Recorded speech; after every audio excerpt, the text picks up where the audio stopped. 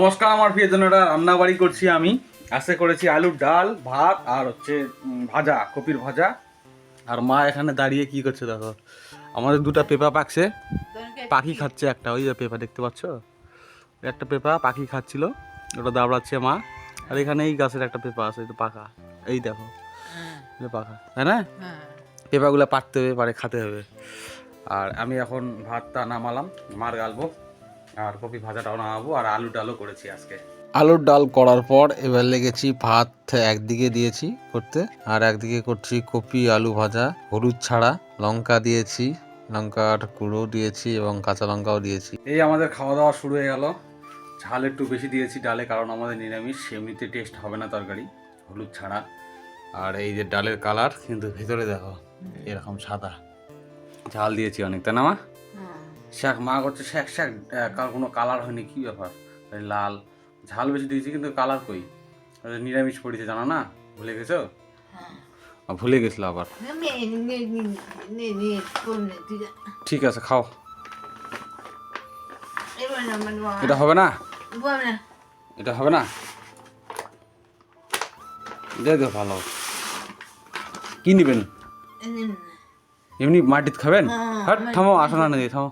পেঁপাগুলো পাড়ে নিয়ে আসলাম, এই দেখো একটা পেঁপা খেয়ে ফেলেছে, এটা বড়। আর এই পেঁপাটা একটু ভালো আছে, এটা পেয়ে গেছে, মিষ্টি ওরা আসুক তারপর এটা খাবো।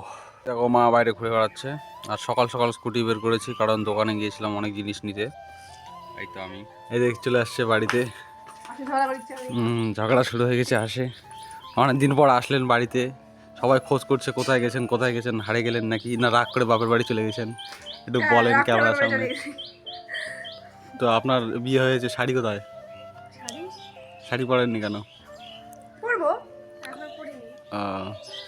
ক্যামেরা দেখে শান্ত হয়ে গেছে, নাহলে এতক্ষণ ধরে আমার উপর চিল্লাচ্ছিল। ক্যামেরা দেখে শান্ত হয়ে গেছে, এই জন্য এবার চিল্লালে ক্যামেরা বার করবো ডাইরেক্ট। আবার করবি?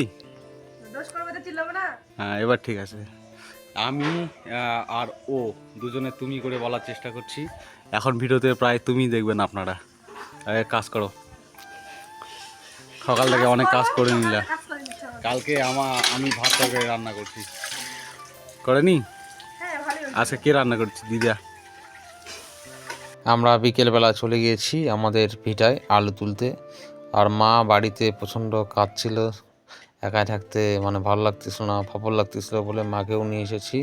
এবং দেখো মাও আলু তুলতে লেগে গেছে, আর মাকে বারবার বলছি যে মা আলু তুলো না, তোমার জামা কাপড় নোংরা হবে, তাও তবু ভুলে গিয়ে আবার তুলছে, আবার মানা করছি, আবার তুলছে, এরকম হচ্ছে।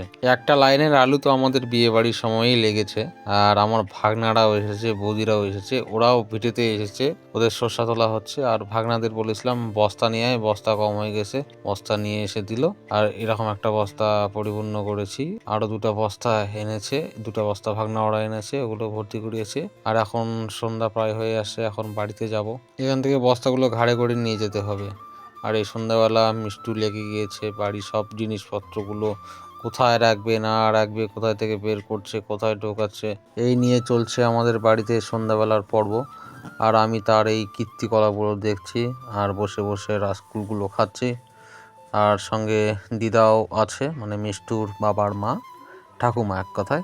যাই হোক, তার থেকে সাজেশন নিচ্ছে মিষ্টু যে কোথায় রাখবো, ঠাকুমা মানে দিদা কোথায় রাখবো, দিদি করে বলে। আমি মজা নিচ্ছি, ওদের কথোপকথন শুনছি। মিষ্টুকে নিয়ে আপনাদের মনের প্রশ্নগুলোও দূর হলো। যাই হোক, ভালো থাকবেন, সুস্থ থাকবেন, দেখা হবে কালকের ব্লগে, টাটা।